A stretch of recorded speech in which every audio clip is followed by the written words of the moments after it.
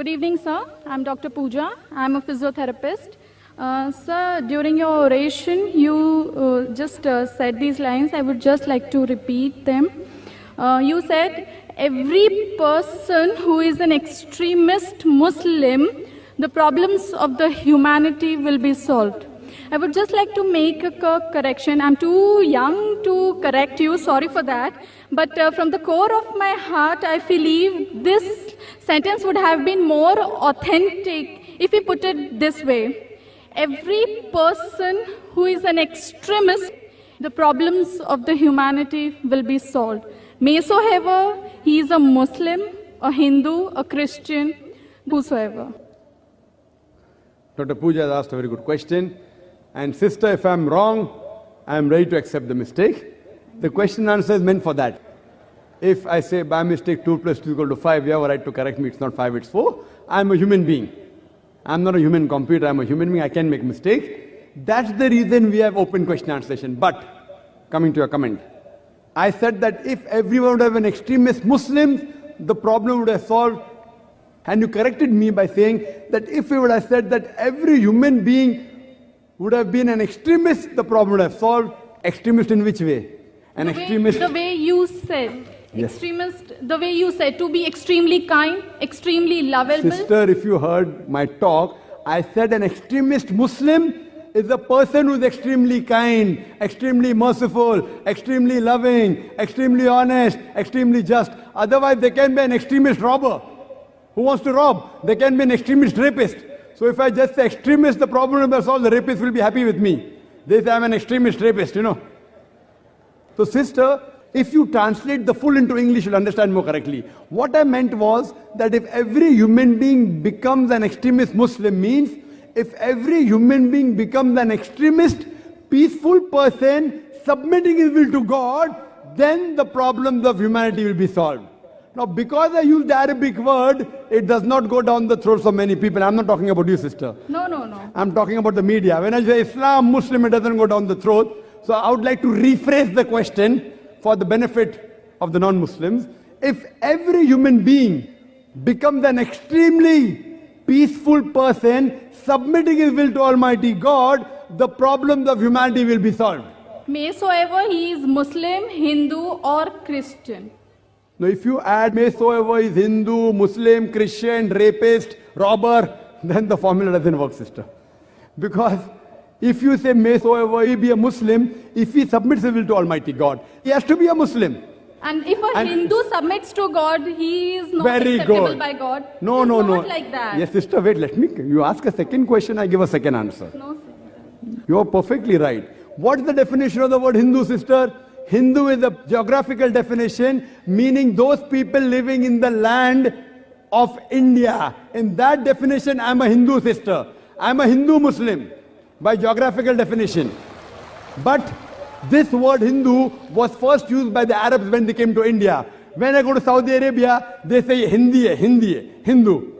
You know? So this Hindu actually is a geographical definition. But today, it is used as a misnomer to describe as a religion. According to Swami Vivekananda, he says that the followers should actually be called as Vedantist because they follow the Vedas. So Hindu is a misnomer. You ask any scholar. So if you say, can a Hindu be a Muslim? Geographical definition, I am a Hindu, I am living in India, I submit my will to God, I am a peaceful person. But everyone, but sister, even the Americans can be good. Even the English can be good. If I say everyone in the world should live in India, as it is there is population, as it is there are more than 1 billion people. I would like to reframe my question, sister, sir. Please let me complete the answer. You asked a question, I'm giving the answer. You asked a question, I'm giving the answer. We'll give you a second chance, no problem, sister. Surely. But at least let me clarify. Therefore, the words that you use, you should understand the meaning of the word. If every human being should live in India, then the Indian government will have a problem. As it is, they say, hum do hamare do, ek ke baad abhi nahi, do ke baad kabhi nahi. They're talking about family planning. We too and our too. Hum do hamare do, ek ke baad abhi nahi, do ke baad kabhi nahi.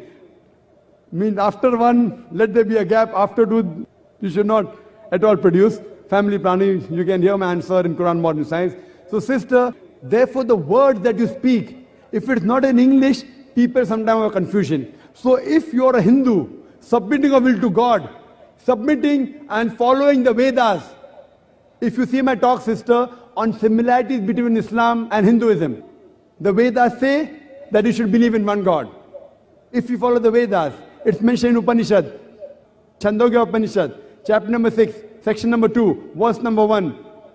It says that Ekam Evidityam, God is only one without a second. It's mentioned in the Veda, Yajurveda, chapter number 32, verse number 3. Na tasvipatamasti. Of that God, there is no pratima. Pratima means image, statue, sculpture, photograph. Of that Almighty God, according to Veda, there are no images, there are no photographs, there are no sculptures, there are no statues. If you are such a Hindu, it's mentioned in the Veda of another messenger to come, the final messenger, whose name is Prophet Muhammad, peace be upon him. He is prophesied in the Kalki Avatar, chapter number 2, verse number 5, verse number 7, verse number 9, verse number 11, verse number 15, that this Kalki Avatar, he will be born in the city of peace, that is Makkah. His father's name shall be Vishnu, Yash, servant of God, translated Abdullah, which was the name of the Prophet Muhammad sallallahu alaihi wasallam's father. His mother's name shall be Sumati, means peaceful, serenity. In Arabic, it's Amina, which was the name of Prophet Muhammad sallallahu alaihi wasallam's mother.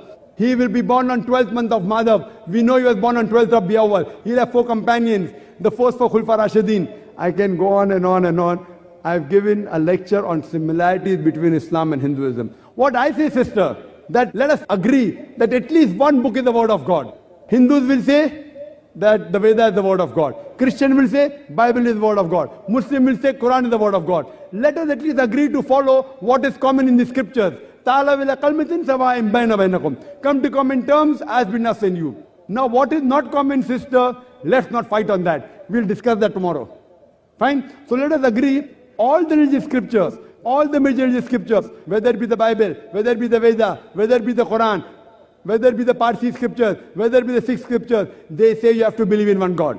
Most of the major religions, they prophesy the coming of the last and final messenger. It's mentioned even in the Bible, in Deuteronomy, chapter number 18, verse number 18. Book of Deuteronomy, chapter number 18, verse number 19. In the book of Isaiah, chapter number 29, verse number 12. It's prophesied in the Song of Solomon, chapter number 5, verse number 16. In the New Testament, Gospel of John, chapter number 14, verse number 16. In the Gospel of John, chapter number 15, verse number 26. In the Gospel of John, chapter number 16, verse number 7. In the Gospel of John, chapter number 16, verse number 12, 14. Jesus Christ, peace be upon him, says, I have many things to say unto you, but ye cannot bear them now. For he, when the Spirit of truth shall come, he shall guide you into all truth. He shall not speak of himself.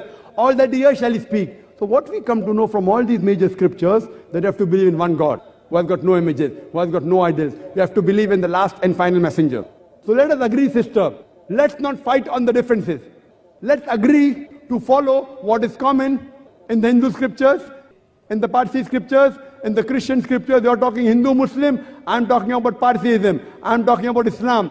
Let us agree to follow what's common. And inshallah, all the human beings who believe in God, they'll have to agree there's one God who has got no images, who has got no statues, and have to believe that one last and final messenger has to come, whose name is Prophet Muhammad, peace be upon him. Then we will have every human being should be an extremely peaceful person, submitting his will to Almighty God. Then the problems of humanity will be solved. Hope that answers the question, sister. Yeah, thank you, sir.